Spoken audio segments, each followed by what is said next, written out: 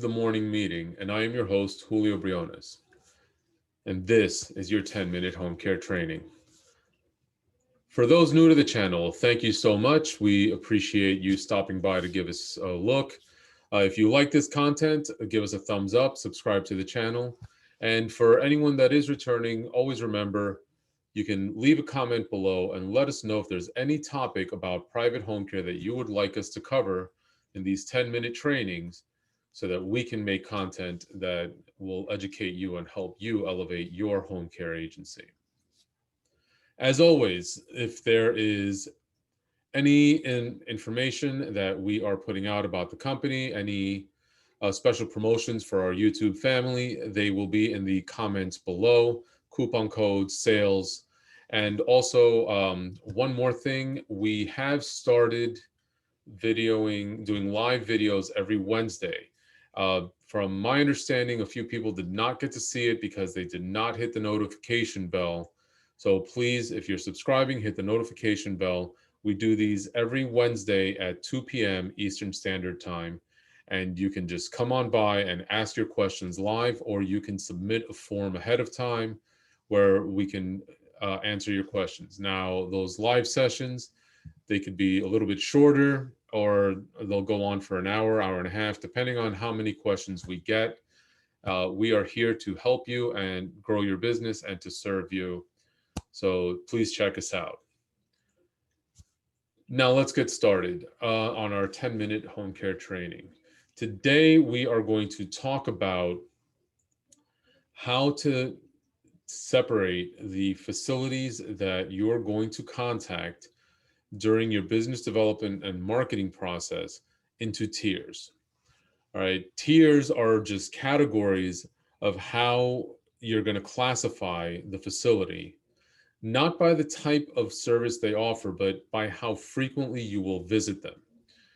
We use a 3-tier system at Briones Consulting Group, and where tier 1 are the facilities that you will generally visit weekly, whether it be a courtesy visit or just like a friendly visit, or if you're coming by to thank them for referrals or for their time, that you're making an effort to come and visit with your referral partners at least once a week.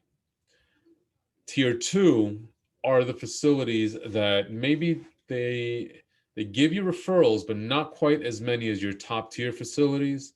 So there you will visit them anywhere from once every other week to every third week. So you're generally doing 1 to 2 visits a month in these facilities. And your tier 3 are those facilities that will generally provide anywhere from 1 to, I would say, probably about 10 or so clients a year. They're very small amount of volume. They're just not the type of place that you want to completely abandon, but you're not going to spend a tremendous amount of effort on these because of the volume they give you. And you're going to generally visit them anywhere from once a month on the high end to once a quarter on the low end. It's just something so that you're not completely out of touch with them, and this may increase as time goes on. So now, how does this go into play while you're planning and strategizing your business growth? Well, these tier 1 facilities are really going to depend. There's no hard, fast rule. It's not like hospitals are automatically tier 1. Skilled nursing facilities are automatically tier 1. That's not generally how it goes. There's a couple of considerations that you're going to want to have.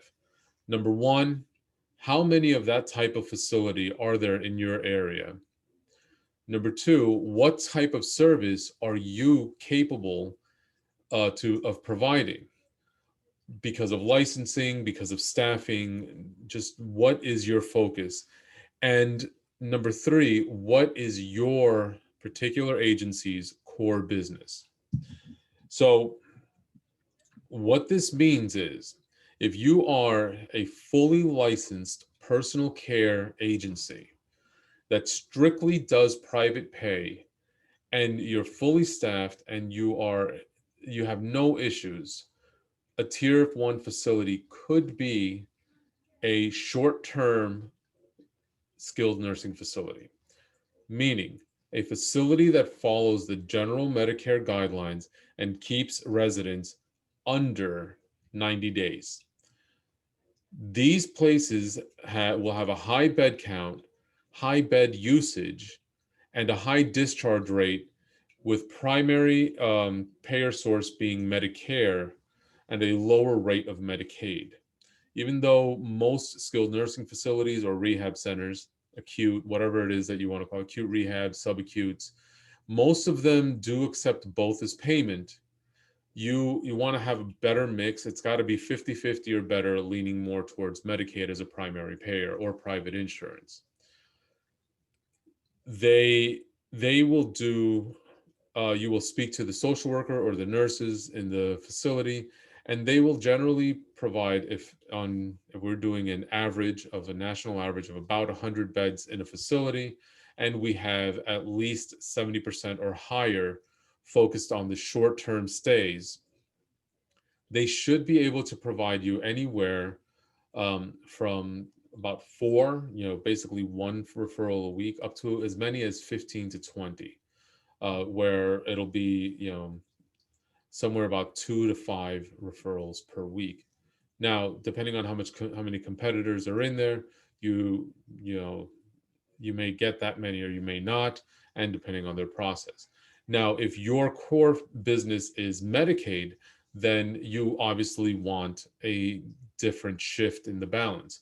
You want companies that will provide a higher volume of Medicaid clients than they will Medicare, because this way the rotation comes better and you'll come up faster and have a higher likelihood of becoming a trusted referral partner, and the facility will become more viable.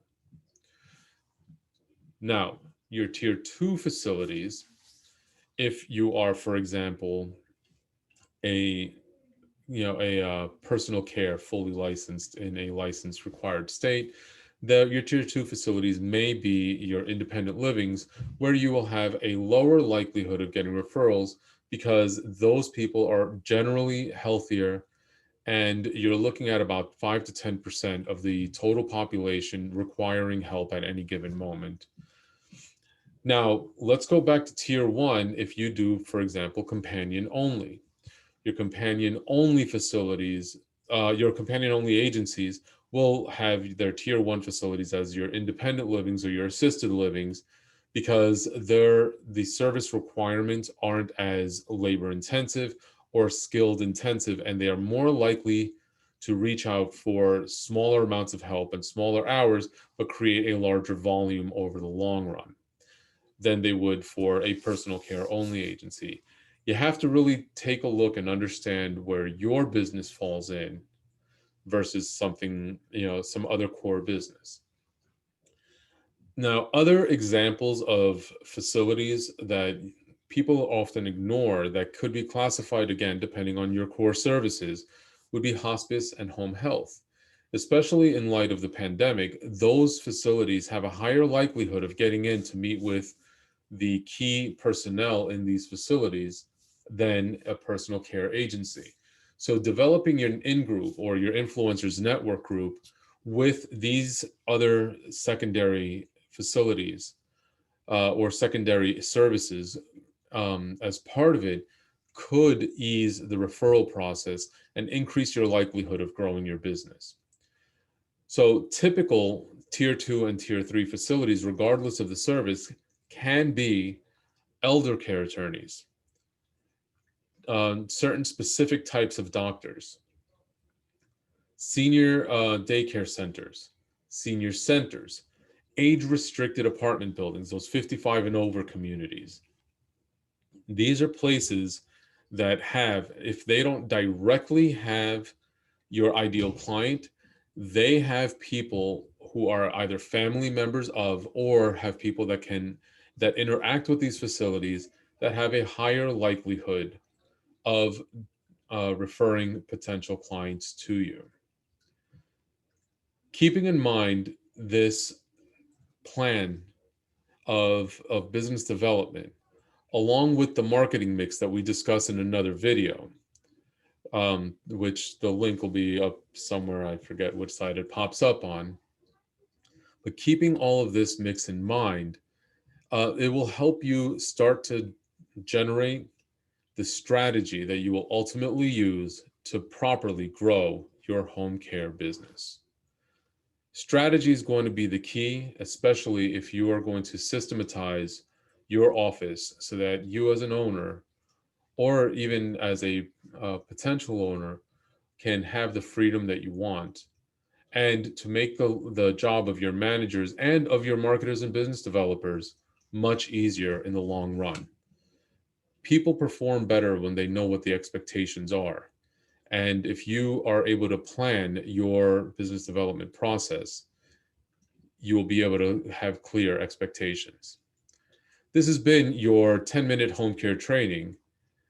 Thank you again, and please don't forget to subscribe to the channel, give us a thumbs up, and let us know down below what you think. What strategies have we discussed that you plan on implementing? Have a great day and take care.